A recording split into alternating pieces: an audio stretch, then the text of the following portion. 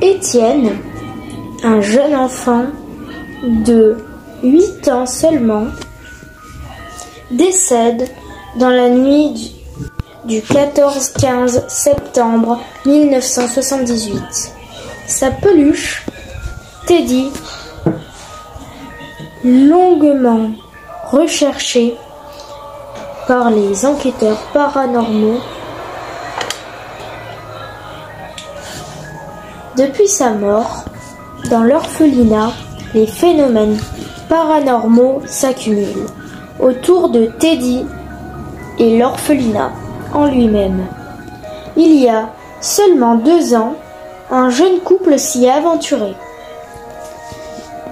Mais ils ont malheureusement laissé leur vie. Des ossements humains ont été retrouvés dans la cheminée.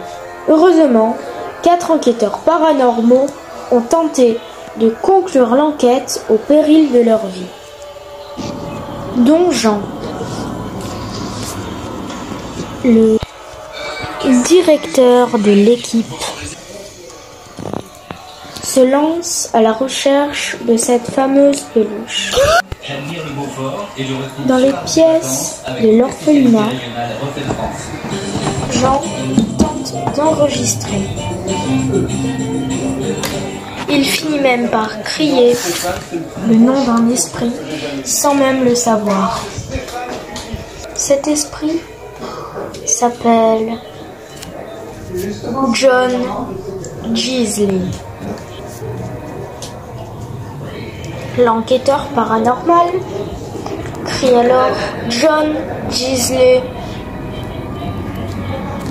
et l'esprit fait tomber quelque chose.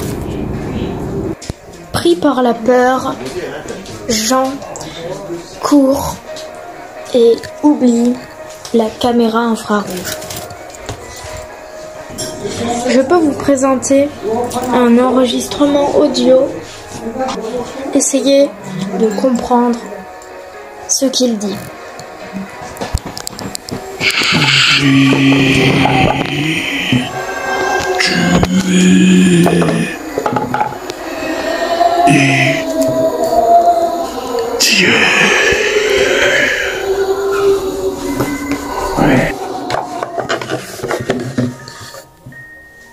Jean pense que cette voix appartient à John Gisli. Mais en n'étant pas sûr, il se pose encore la question. Sur un parchemin datant de cette nuit-là, John retrouve un nom. Ce parchemin avait été écrit par Étienne. Il parlait de son ami. Son ami du nom de Ethan. Ethan Dubois. Ethan Dubois. Les enquêteurs paranormaux décident alors de le chercher.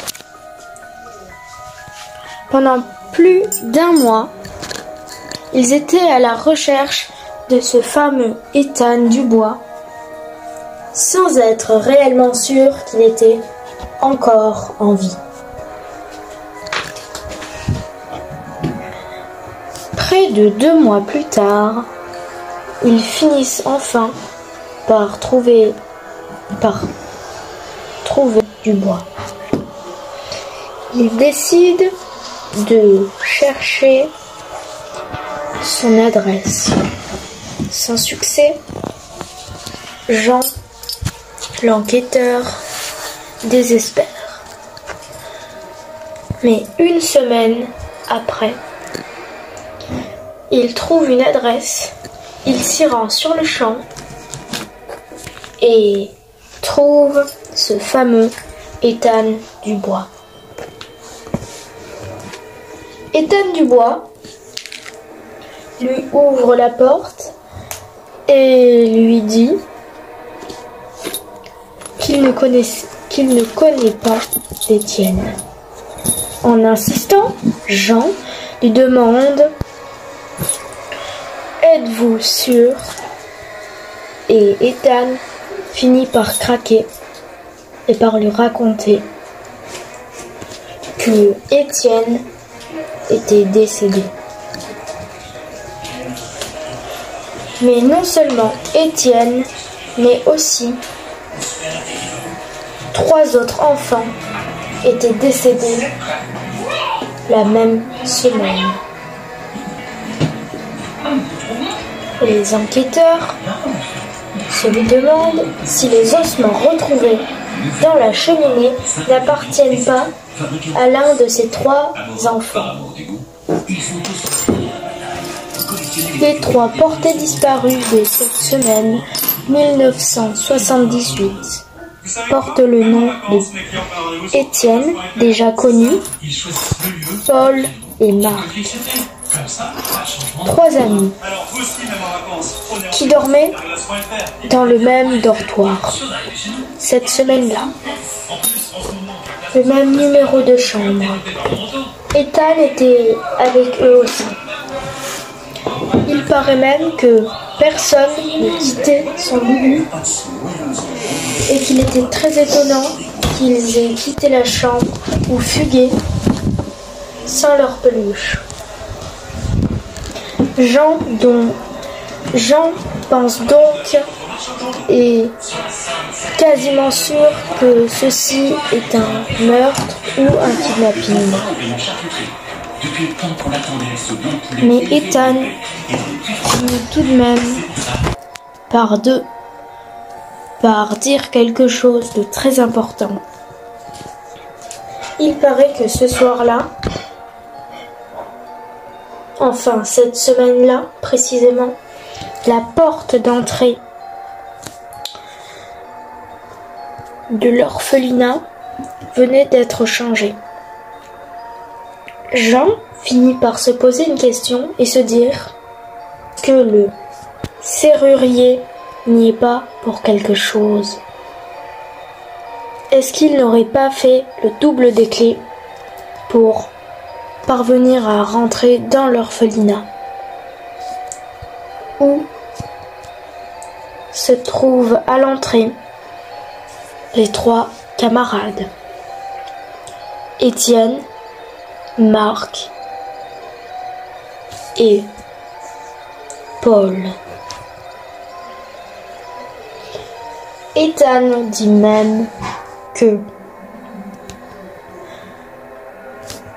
quelqu'un était éveillé ce soir-là dans la même chambre que ses 3 camarades. Quelqu'un encore en vie. Mathias Petit. Mathias Petit était donc là, éveillé le soir du crime. Ils se rendent donc retrouver ce fameux Mathias. En le retrouvant, il leur pose certaines questions et Mathias ne répond pas. Ils insistent jusqu'à ce que Mathias finisse par dire que c'était un esprit. Il s'avère donc que le criminel est donc un esprit. Ils ne peuvent donc rien y faire. Mais il pose une seconde question à Mathias et Mathias répond qu'il criait John Gisley. John Gisley, rappelez-vous, est un esprit qui est actuellement dans l'orphelinat.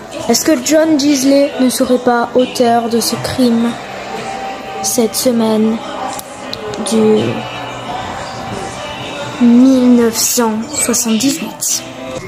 Jean prend son courage à 2 mains et finit par aller à l'orphelinat et crier John Gisli.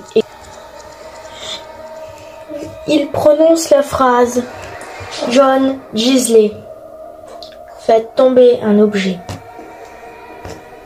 Et John Gisli fait tomber la commode et le lustre qui se trouvait à côté de Jean.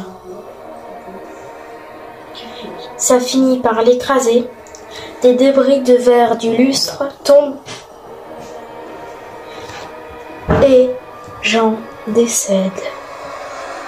C'est la fin de cette histoire. J'espère qu'elle ne vous aura pas fait trop peur non plus. Hein. Vous en faites pas, c'est une histoire que j'ai complètement inventée. Donc voilà. Donc tous les enregistrements sont des montages. Vous en faites pas. Hein. Je préfère le dire quand même. Bon bah voilà, c'est la fin de cette vidéo. Au revoir.